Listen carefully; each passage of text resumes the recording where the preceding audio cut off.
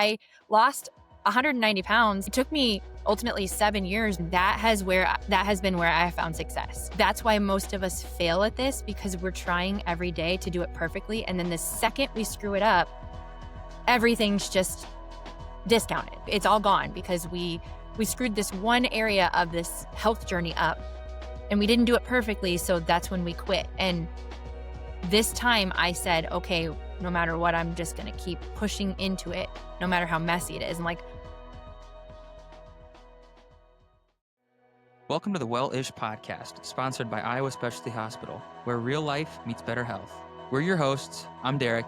I'm Anthony. Let's dive in.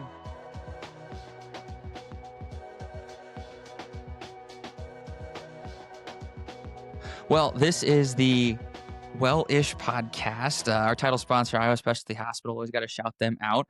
I'm your host, Derek, and this is my other co-host, Anthony. I like when he says his own name. I think it works out well. But we are super excited today to have this Iowa mom on our podcast, Jennifer Brown. Super pumped.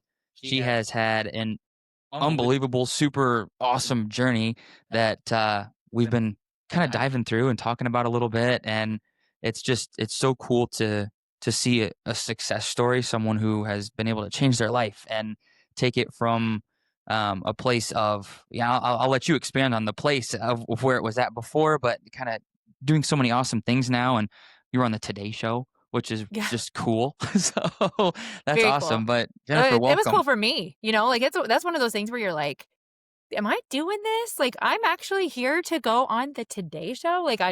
So I agree with you. It is cool. Like, it's super cool.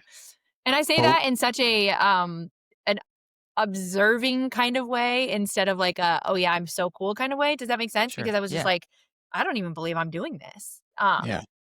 But like you had said, if you go back to kind of when I first decided that I needed to make some serious change, it was 2019 was the year. My pre-story is that I have always lived a life in a bigger body. I had always been, even as a child, I talk about this regularly, that the very first time that my size was ever brought up to me, I was 6. And, generations before us, it was my grandma and my mom had made comments of like wanting to, push me towards health, but maybe not necessarily knowing the right way to do that and the right things to say because of things that had probably been pushed off onto them. Like you kind of understand that with your parents, like they do the best they can. They're just human. And I remember, kind of like always just being the bigger girl in the room.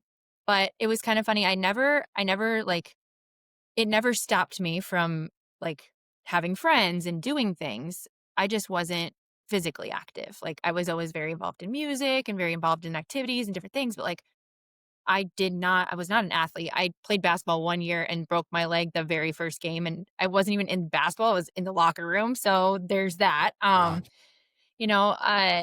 But the change happened for me. Like I had always wanted and always tried to make effort towards change. Like every single summer of school break, I was like, I'm going to go back different, like I'm going to go back and be unrecognizable. But, like that's 3 months and that's not enough time to make massive change. Like I know that now, but I didn't know that then because you never know these things until you start doing them and digging in and failing and learning and failing and learning. And so I actually in 2019 had been told that I was a type 2 diabetic and I had some issues with blood sugar.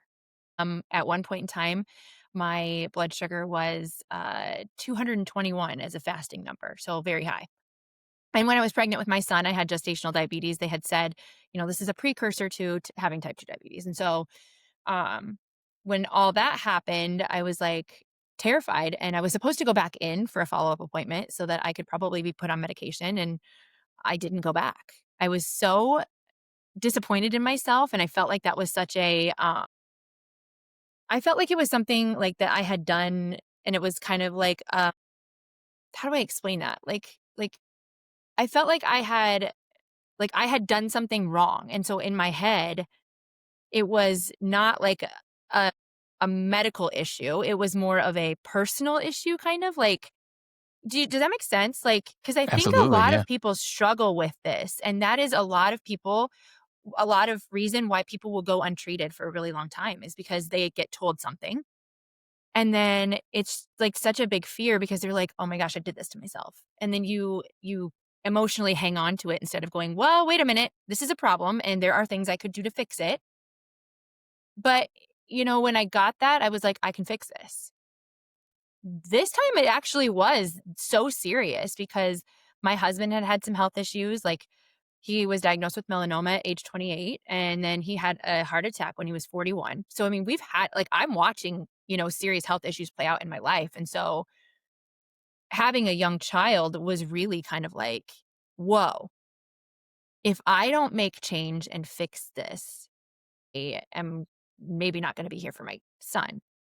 But also, I have a little bit of knowledge, and I'm a fairly intelligent person, and so I was like, the things that need to happen for me to reduce that blood sugar is I need to take a serious look at what I'm eating and how I'm moving my body, and so I just started digging into that, before going back to a provider. Like, I started making changes, and I haphazardly started following, like, a lower carb diet, and then, keto was such a big thing when this like, around that time, and so I was like, "Okay, no more carbs. We're never eating carbs again," and, like, I did all the things, and I lost about 60 or 70 pounds, which was fabulous, like, great. I mean, I did all that, and then I was like, "Okay, let's see if I can go back to the doctor and see if we changed that problem," right? Like, in my head, I was like, I'm better now." And I went back to my provider that I had had at the time, but I was struggling at that point, like, I was kind of like, "Okay, I'm staying still, like, I'm not seeing change, and it's not progressing quickly because I'm still learning." So when I went back to my provider, I had said, "Hey, is there anything that I could do?" And this was probably, I want to say, on the timeline of the way this whole thing played out. So I'm kind of giving you guys the whole story here. Um, this this was probably in like 2020. It was I had lost a chunk of weight, got myself to a point at which I thought I would have controlled the blood sugars.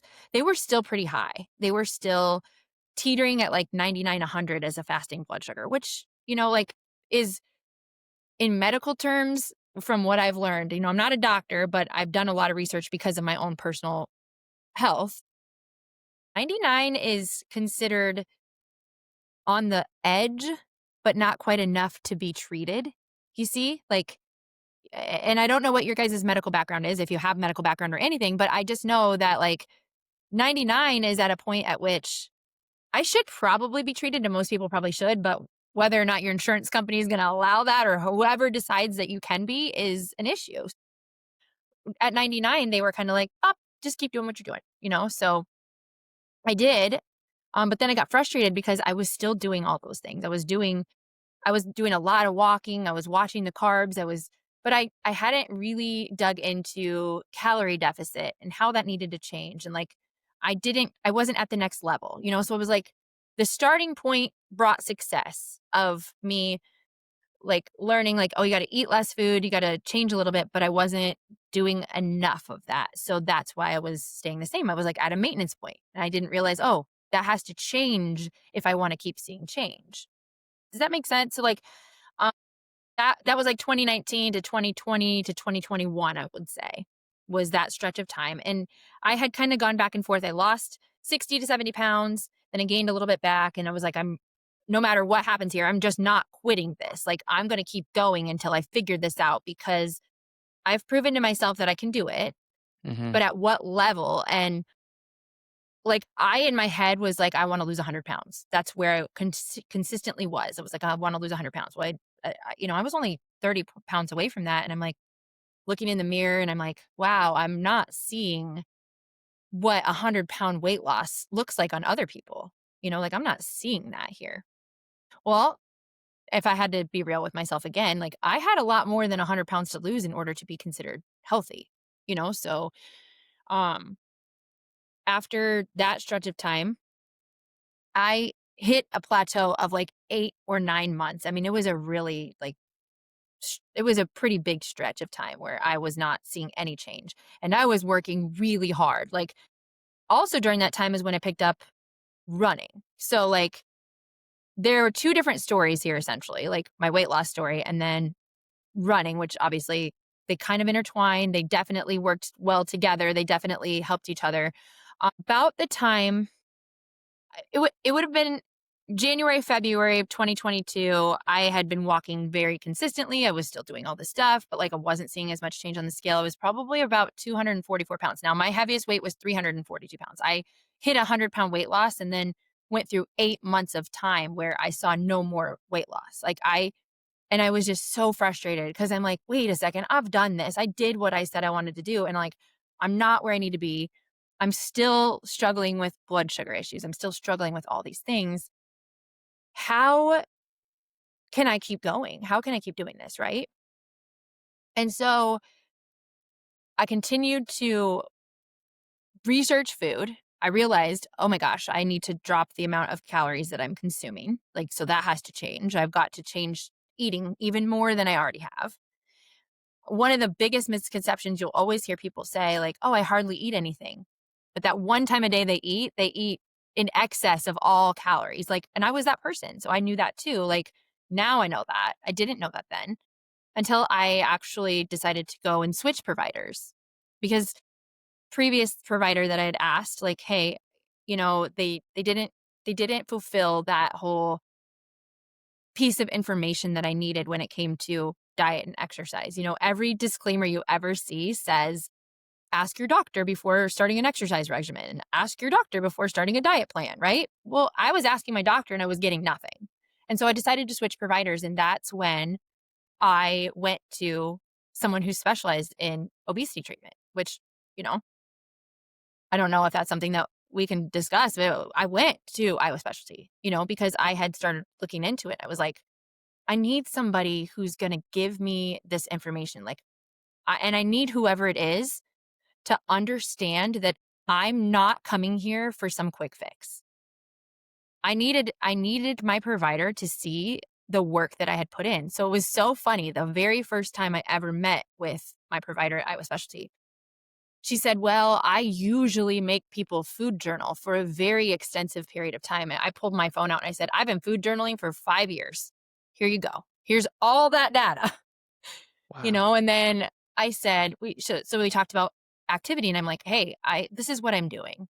And we broke that down. And I said, I do not think that I am at a place where I can reduce the amount of food I'm eating anymore. Like I just feel so like I'm constantly thinking about food. I'm constantly at this point at which like I'm going to quit this journey that I told myself I was never going to quit because mentally I'm like, I just can't get there. And it was at that point that Mounjaro had been approved by the FDA. And this would have been, I want to say I became or I started using a GLP-1 medication in September of 2023 after losing 100 pounds naturally, after an 8-month period of time where I stalled out, after meeting with a provider who said, hey, I need to see your effort before I can, I guess she didn't really, I didn't, not, but before she felt comfortable prescribing. Does that make sense? Yep. Because, Yeah. it's a hot topic right now. It is the way to do it. Like everybody's seeing that. Nobody's seeing all the effort that you have to actually put in addition, because I still had to do all that stuff I was doing for the 3 years prior that I lost that 100 pounds in, from 2019 to 2023, whenever I got started on the medicine. In that time frame, I lost 100 pounds, went through that 8-month period of time where I stalled out. And then when I started when I started Mounjaro, I lost 90 more pounds in 11 months. Doing all the same things, like we did reduce my calories. I went into a deficit eating. I want to say I was at like 1,700 calories, which was at a maintenance phase then. I dropped my calories down just slightly, just down to like 1,650. That was the lowest I ever went for calories. So like that right there, again, I was always taught you needed to eat 1,200 calories in order to be effective. That is there's just so much out there that is so frustrating because people fail so hardcore because they try to do that such hardcore, like I got to change it and drastic change in order for it to be Mm-hmm. effective, which I learned that you didn't, and then I was successful at this. Well, long story short, guys, because that was a real short story. I lost 190 pounds. It took me ultimately 7 years, but I've been right now. I've been in maintenance for 2 years at this point. Like, so yeah. I mean, that's the story of weight loss. That's awesome. Yeah. So, as dietitians, that's what we both do. That's what we both are as Okay, dietitians. And cool, so cool. we like, I see patients, with somewhat similar starting points all the Yeah, time, all the time.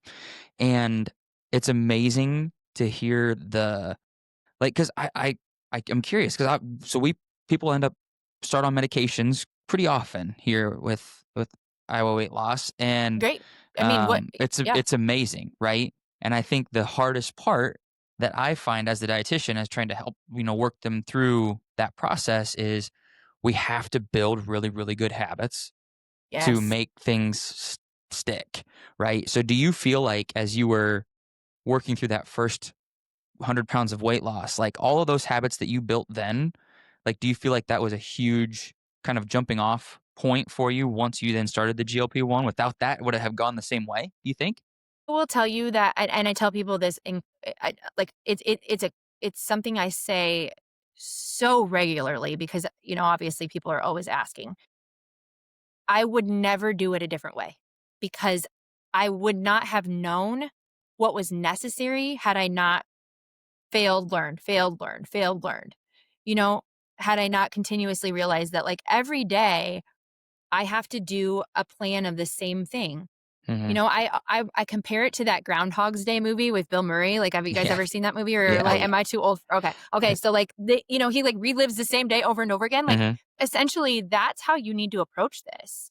Like, you set yourself a goal of a food goal, a water goal, a movement goal, and a sleep goal, and every day you do your best to hit those four goals. And some days you're going to have a 2 out of 4 day, and some days you're going to have a 1 out of 4 day. I just do everything I can in my power to never have a 0 day at this point. And Yeah. that has been where I have found success. Like, cuz there are days where I mean, I'm a human being. I still eat chocolate. I Yeah. still eat chocolate more in excess than I should. Like, I'm never going to tell you that it's perfect because it's not. It's never it's impossible to make it that way. That's why most of us fail at this because we're trying every day to do it perfectly, and then the second we screw it up, everything's just discounted. It's all gone because we screwed this one area of this health journey up and we didn't do it perfectly, so that's when we quit. And this time I said, okay, no matter what, I'm just going to keep pushing into it no matter how messy it is. And like, literally, I Wow. just read the quote, like, your mess is your message, and I'm like, that's me because I've done this in such an imperfect way, but it's been, you know, it's But been is there a successful. perfect way? Right? I think that's No, an there's ultimate. Yeah, not. exactly. Yeah. Yeah. Yeah. That's And the thing you have to grasp onto is like it's never perfect. Nothing's perfect. exactly. Yeah. And it's all about one day at a time, right? And That's amazing. Mhm. And, we literally just got done talking about this last week, but we always or what I like to do is zoom out. When I talk to patients, I say, "Let's just slow down." I don't want you to be hit those 4 out of 4 every day, every week even, but when you zoom out and look at a year, 2 years, 3 years, and you see how consistent that looks versus zooming in at the granular, that's what we're going for, right? And I think Yeah, that's and exactly your story. it's so hard to be the person because the emotions get so wrapped into it. A lot of people hold value in what they do right and do wrong. And that part sucks because I still find myself guilty of that, where I hold value in the things that I do good and the things that I do bad. And I've already decided, like, you know, if I stuck to my calorie deficit to a T today, then I did good, and that's a Mhm. good thing. But like, that's not practical. And at the end of all of this, I also have taught myself that, like, life is a book. It's just such a funny cliche analogy, but like, Mhm. And you can't read an entire book in one day. And it's like the same thing I've heard many people talk about, especially like when you're brushing your teeth, like you can't solve a issue with clean teeth by brushing your teeth for 2 hours a day. It's the 2 minutes every day that have the long-term effects for you. And like I don't know where this whole breakdown happened. I don't know if it's just because we look at body image or we look at this and look at that and why we've all decided that this has to be an instant thing, or like where that ever came from. But like once somebody can take themselves emotionally away from their self and look at it objectively and treat their health journey as a science experiment, and kind of be like, okay, why didn't I do that well? Like, why do I feel like overeating at this point of the day? I can tell you why I choose to overeat sometimes, or like why not choose, but why I feel like overeating and even using GLP-1 medication. Like I still have those moments and I've been on it so long, like, cause I'm still on it and I think I'll be a person who's on it for life. It's also helped control blood sugar for me. So, there's Yeah. that. But in any case, I think that, you know, even with that, you still like, now I kind of lost my train of thought telling you that I was still on the medication. Um, and we were talking about Kind of how everyone gets into wanting things instantaneously, right? And how it yes, takes okay. time. Yeah, and how like How about this? gosh, you Let me guys. ask you a question. Yeah, How does that good work? call. Do that. So what I was gonna ask you, and it's kinda on the same road, is, like, when did you come to that realization? Because did you start that way? I mean, how did you get to the point where you realized that this guy's gotta keep getting up each day, and each day's gotta be the same, and I gotta set those small goals, and even though I have those goals, like, where did you start to be able to come to that point of reflection and notice that this is working? I just gotta keep my head to the ground. I started watching other people do it. I started Ooh, watching people on social ooh, media. Okay, And tell us that more okay. about is that. Yeah. so like I started realizing, I mean, that this industry is a moneymaker, like this diet culture industry, like, and not, I don't want to be one of those like people that's like, diet culture is awful. Like, I mean, I think there's some good, there's some bad. Like, I feel like there's a right and a wrong way for everything you do, right? And like, you yourself have to determine what your right way is. And I knew from the beginning of this that I wanted it to be done in a way that I wouldn't have to do it again because I've watched so many people go up, down, up, down. And I don't want that for myself. And so I was like, what's the most practical way that if for some reason I have a few days where I fall off, I can get back on? Well, that's routine. That's building a routine. That's building a habit. So, like, I was just talking to my husband about this yesterday too, because I have built a routine that I never had before. And I said, Mm, it's so funny. If you think back to 7 or 8 years ago, in a morning, a typical morning for me would have been I set my alarm and get up at the very the latest possible moment I can before I have to take a shower and be to work. Like, and that was my routine. I didn't make my bed. I didn't get up and do anything for my household in the morning. I didn't. But then you have kids, and like kids need to eat. So like I got to be responsible for that. So I had to add that into the routine somehow, some way. And mhm, it was so messy. So, and it still is messy. Like it still is, but it was way messier than it is now. And like over time, I was like, wait a second. I had heard also that, again, social media, I had heard this speech about the Navy SEAL, and he's like I want to say maybe admiral. Like mm, he gave a speech about making his bed every day, and then he started making the points of why it was important to make your bed every day. And I was like, that's actually really, really smart. It makes perfect sense. I'm gonna start making my bed every day. And then once I started doing that, like that was like the first like thing. Like I do this same thing every day. And that I like built on that. So then my mornings start out exactly the same at this point. Like every single thing I do is exactly the same in the mornings. And like it's just really funny because I created that over like slowly watching other people say that that worked out. I created that over realizing that like, oh wow, okay, this is making life easier. Oh wow, I do feel more fulfilled from this. Oh wow, like mm, I've done the same thing. Like I can do so much more stuff. And like, oh wow, if I get up earlier in the morning, I actually can make myself feel really great before I leave the house. And that sets me up for having an amazing day. And like, because I was always such a negative mindseted person. And I was still like, I talk about that a lot on my social media. Like, I'm Yeah. still fairly, I still struggle with that, but I've really been working at building the mind as a muscle for myself. And then I feel like, hey, if I share that, that might help somebody else. Because again, a lot of the things that I picked up were from weeding through the good and the bad on social media to find out like, well, who do I trust here? Who do I watch and see that they're giving good solid advice, and who do I see that's maybe, just trying to push a narrative that maybe I don't necessarily agree with. And then I picked and choose out of, Hmm. provide or out of creators who provided what I felt like was valuable information. And then, like me sharing my own journey on social media came from essentially just holding myself accountable. Like I wanted to say, like, whenever I would complete a workout, I would document it.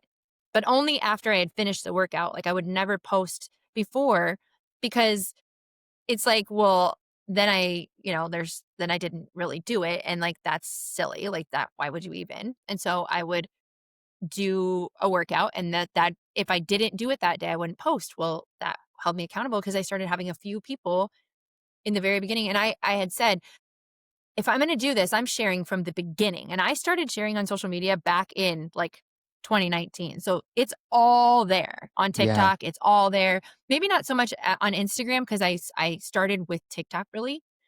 But then I integrated the two, and so, like, I cross post a lot of Yeah. stuff and share the things that I share now, but anyway, yeah. It's so cool to hear you mention, like, talk about the first thing that you did, right? As like the very first thing was just starting to make your bed, and that was like how it started, right? Because that's the challenge that I run into all the time with my patients is how small can we start? Because I think the thing that's easily forgotten is as you're going to make changes, there's usually a lot more habits stacked into those quote unquote single things that you're doing than you Yep, realize, right? Like if you say, I want to start eating more vegetables. Okay, well, that means you're going to have to stop eating the thing you were eating before. You have to go buy them at the grocery store. You need to build recipes that have them. So it's like, it's a lot of stuff, right? And it's like, oh my yeah. gosh, that's overwhelming. It's so overwhelming. Yes. So you starting with that simple thing is like a breath of fresh air. That's so awesome. But I am curious, what happened the first day that you forgot to make your bed? It's funny that you say that, because my husband works at an ethanol, like a renewable place, Mhm. and he works a swing shift. So, sometimes we're like 2 ships passing, like, For sure. he comes home in the morning and I'm leaving. I don't make my bed on the days that I know he's literally getting back into it, but we have this rule that like whoever gets out of bed last for the day has to make the bed. There are days where he doesn't live up to his end of the bargain, okay? Mm. He's going to love this when he watches this back. But like That's awesome. it gives me kind of a feeling of guilt. Like I'm like at this current point, because I've ingrained this for so many years at this point, that when that's not done at night, I'm kind of like, ugh, it's so I know that that is not a good way to feel.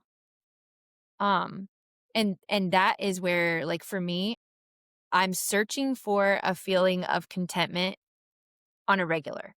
Because the day that I decided to do this, and I tell people, I'm like, it was not an epiphany. Like I wasn't just like, oh, like it wasn't that.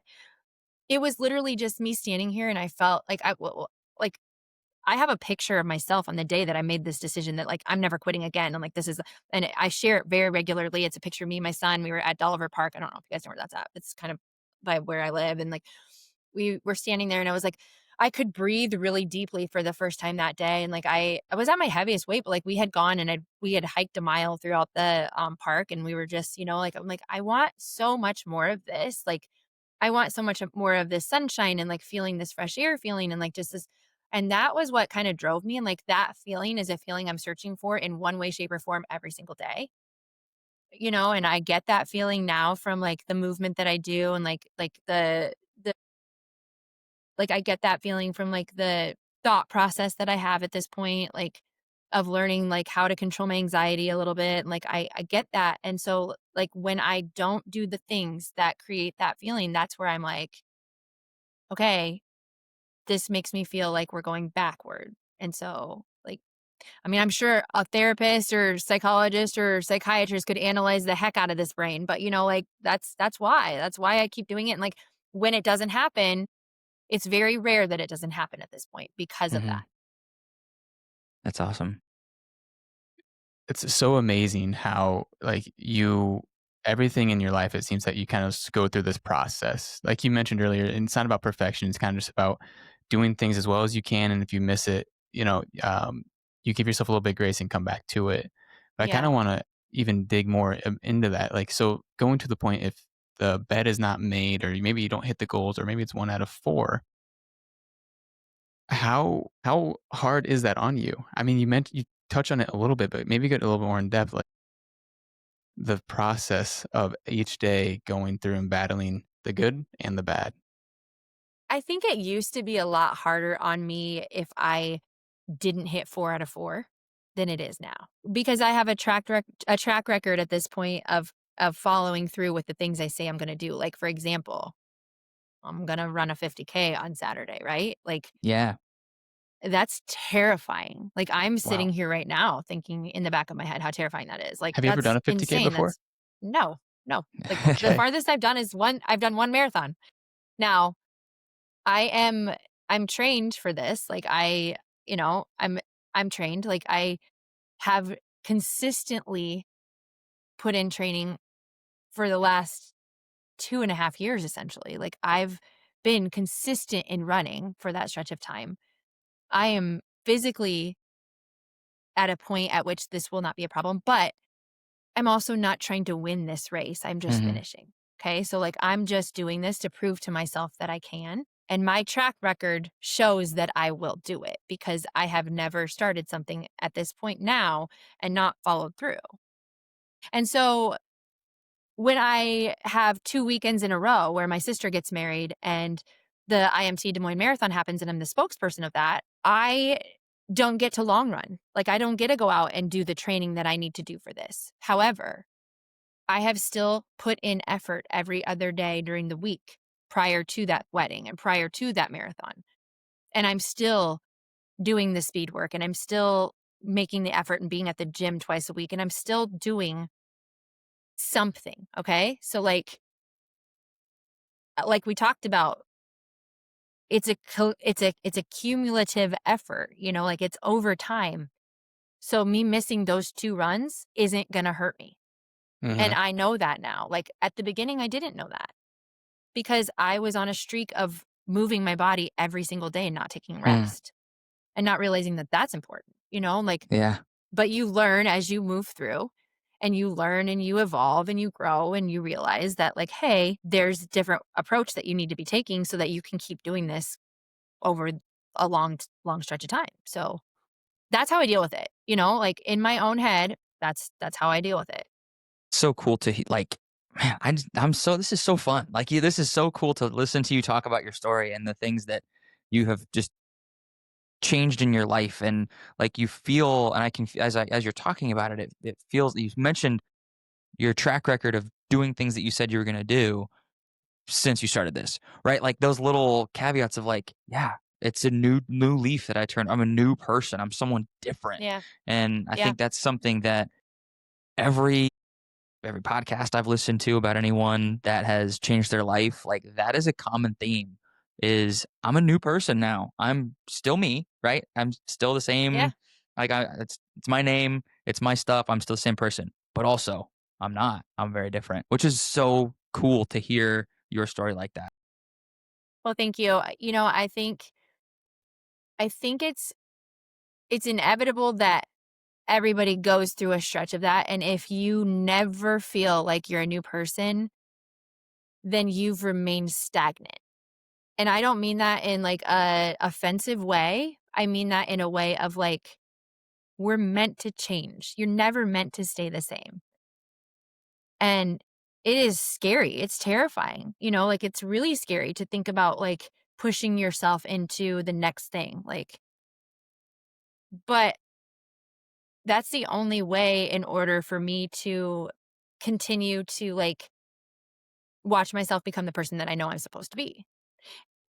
And at this point, like I've said this a couple of different times, especially on social media, like I could, I went from the point A to point Z essentially, and I did what I said I was going to do. I lost the weight.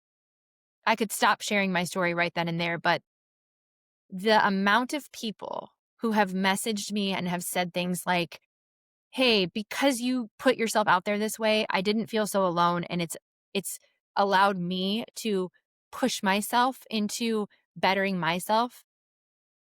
Like, that's why I keep doing this, and that's why I keep, you know, sharing my story, and that's why I keep trying to be as transparent and open as possible, because it makes an impact on other people, and, like, that's what I feel I'm evolving into doing, is continuing to, like, share my story in hopes that it shows someone like, "Hey, I saw this. I saw this woman. I saw her do this. I can do it too." You know? And, like, I've watched other people do that, and so, like, that's where the biggest, like, it's not like I'm doing it the same as them, 'cause, we're all very different people, but I'm taking what they've taught me, and I'm using it, and then I'm hopefully putting that back out there in a way that somebody else can use it. Make sense? Makes total sense, Jennifer. You are, I mean, you're an inspiration. And that's the whole reason why we Well, reached thank out you. to you is watching that, like, whether you're going through a weight loss or, just trying to get into activity, or even if you're knees deep into it, like watching your videos, watching your story, hearing the way that you talk about it, that's exactly the point that we try to get across to individuals, but also the point that I'm looking for as an athlete, as an individual, as a person, right? Um, it's truly inspiring. You're doing great work, Oh, and I'm thank really you. happy that you continue to do it. And with that, kind of to your point, I want to touch on maintenance because I think that's super important to talk about, especially in the conversation of weight loss. But more importantly, like, what are your current goals with that, right? Is your goal just to maintain weight? Is your goal to just complete this 50K? Like, what do goals look like in your world right now? It's funny because I will say, it I don't love to say it out loud. This part has been a struggle, but maintenance has been the hardest part of all of this for me, and Wait, I'll tell you why. please just scream that because I think that's super important for people to hear.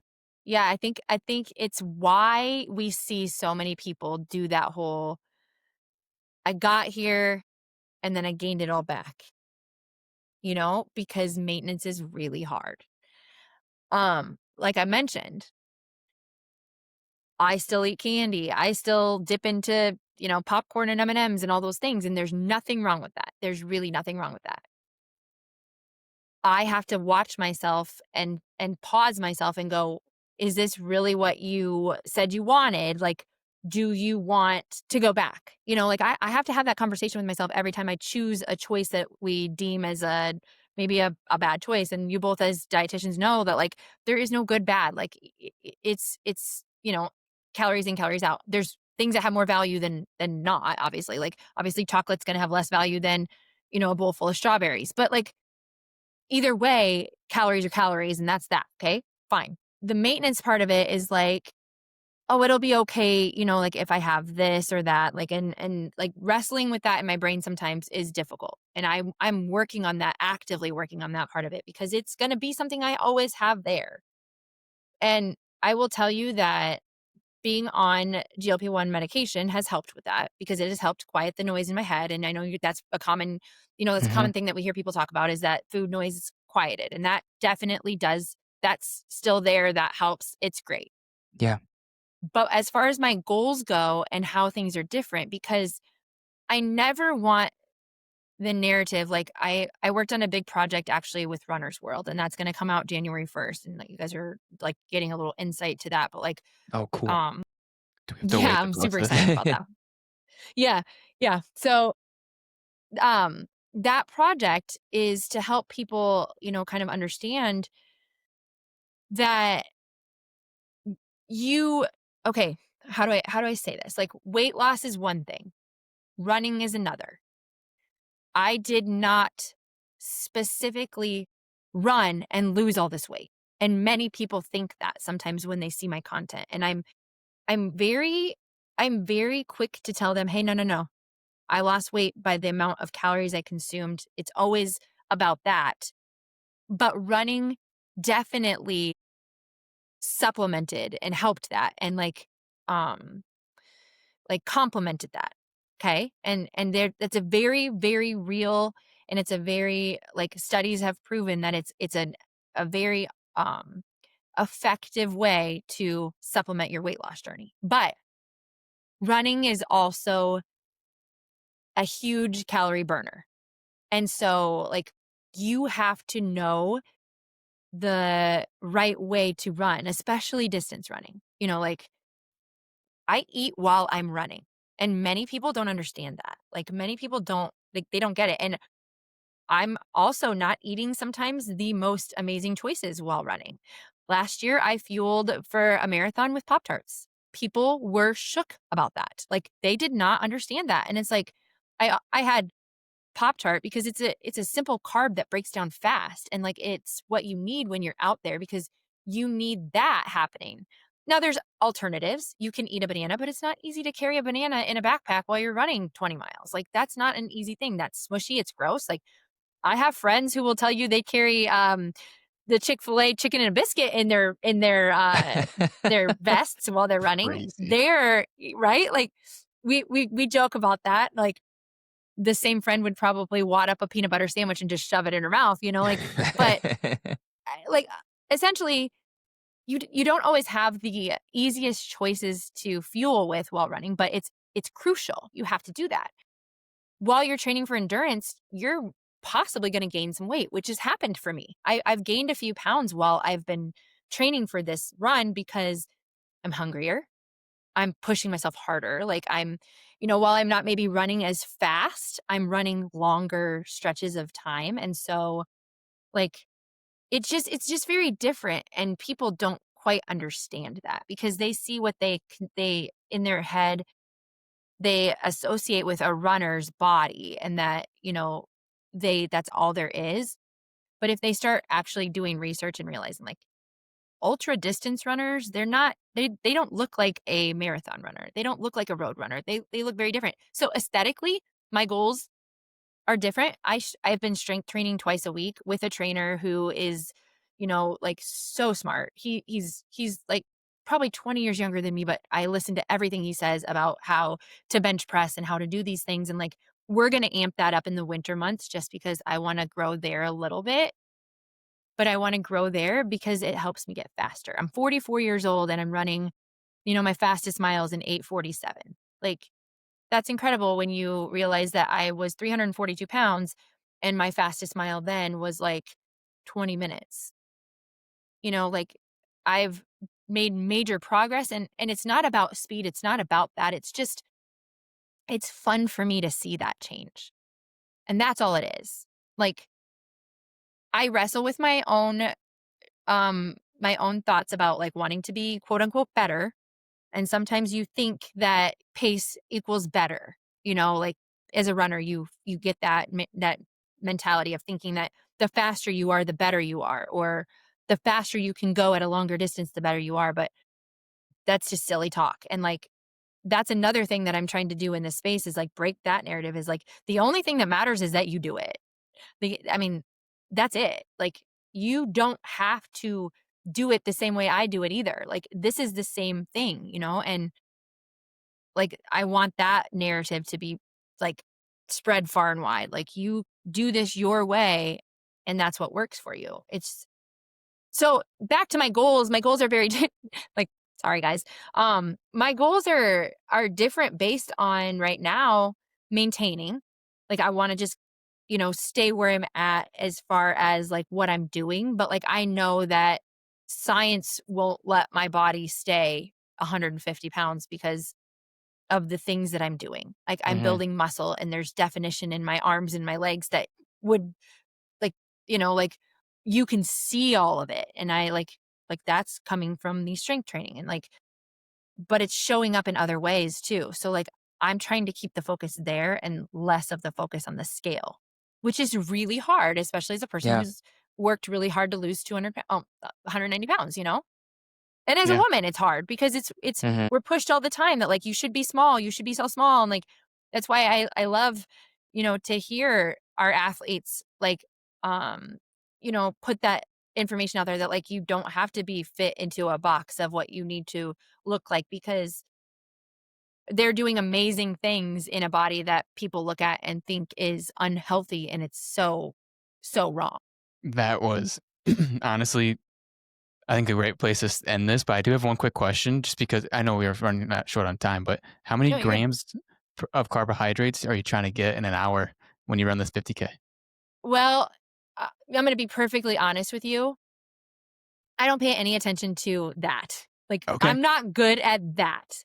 Yeah, yeah. I have worked really hard to like make sure that I pick proper fuel sources. So, um, every 30 minutes, I mean, we're saying every 30 minutes, let's go ahead and say 30 grams of carbs if I'm thinking about the choices that I make. So, applesauce packets, I've got a new kind of gel that is actually honey. It's a honey that they've added electrolytes to. It's called it's like HNY plus. That's a new one that I just got to sample. I do the chews, like I don't know if you've heard of it's called Nugs. That's like a new chew. I really like those. Um, Not to promote all of the fueling sources, but like these are Oh things no, that I'm shout them using. out. No, that's Yeah, great. these are things that I'm using because I have tried them. I've used them a lot of times. I'll do like a Rice Krispie bar, like the prepackaged Rice Krispie bars. When you put Cool. those close to your skin, they get a little melty, so those are easy to eat. And then nerd gummies, of course. So like Yeah. nerd gummy clusters. It's like such a like that's like A1 top choice in the runner's world right now. But I don't know, probably 60 grams if we think about it in an hour, like at this point. And like, you know, I'm kind of one of those people, like, I know electrolytes are a big thing, but, like, water's enough for me. Um, Electrolytes, I feel like sometimes maybe I, like, tend to maybe overuse them, so, like, I don't want to do that, so I just stick to water, because, I think there's a lot of, like I mean, if you think back in time, like, I know there's a lot of advancements, but also water's, like, the way to keep yourself hydrated and, like, that's kinda just one of those things, so No, I'm that's not very great. scientific with it, I'm just like, "Okay, I feel like I need to have fuel now, and I'm gonna just stay consistent on doing it every 30 minutes." That's perfect. And I mean, you answer that in the exact way I expected you to, as to you try different things and you kind of pick and choose what you like right now, and then you keep building on top of that. So, with that, like I said, I do want to be mindful of your time. We really appreciate you joining us. Is there anything else that you'd like to just mention? Like, how can people find you? Like, what's the best way for them to hear more about your story and all that? I have platforms on Facebook actually now. I have, Instagram and TikTok at This Iowa Mom, and, just click the follow button if you wanna learn more. Like, I'm not really one of those like, it's kinda just one of those things where, you want to have more information on it, please feel free to reach out to me. I am happy to have the conversation with anybody about, what they're going through, and I try really hard to like make sure I get back to people if they have a question or anything like that. I also do some one-on-one habit and mindset coaching, and so like that's been kind of a big, yeah, like that has been a really great space for me to be able to connect with people who are just struggling. I think one of the things that I wish I had more of was a place where I felt like I could go to like when I was in doubt mode, I could go to, like, be reassured, and so that's kind of Mm, what I've tried to offer to a lot of my clients. I have a couple of people that I work with that help me do the workout portion and the nutrition portion, and then I provide like, the guidance portion of, like, "Hey, this is what works for me. Let's figure out what will work for you. Let's create these habits, and let's check in regularly with each other," that kinda thing, so, yeah. and that's at thisiowamom.com. Wow. Fantastic. That's awesome. This has been super fun. I am honestly I'm ready to go run right now. So I'm very excited. Hey, Um they probably still have some spots open. There's this run I'm doing is down in Granger, so oh you my guys are Oh, is close, goodness. it? right? Oh, is that over at that parking Granger? A couple Yeah, loops up Jester there? Park. So Yeah, it's the Oh, I've heard of Stuffed that. Turkey Endurance Run. The Okay. stuffed Maybe turkey endurance run. I I'm love at that. Yeah, That's I so know. fun. It's kind of funny. Like like people will ask like the serious 50K, and I'm like, yeah, it's the stuffed turkey endurance run. Hopefully they have a really cool T-shirt for you. No, they have a medal. So this is really funny. I have a good friend. She just ran her first 100 miles, and and now this past weekend she did a 50K, and there was no medal. And I said, I'm not doing this without getting a medal at the end. Like, gotta have something to hang on the wall saying I did this, not a dang T-shirt. Yeah, there we go. I agree. Sometimes those T-shirts add up. They're nice, but they, we all have enough T-shirts in this world. So yeah, right. Awesome. Like I need that award. Yeah. Oh, for sure. But this has been the Well-ish podcast. It was awesome. This was a great episode, everybody. So hopefully you enjoyed it. And if you want to listen to us more, find us on Instagram and wherever you can find your podcast. All right. Be you. Thank you, guys.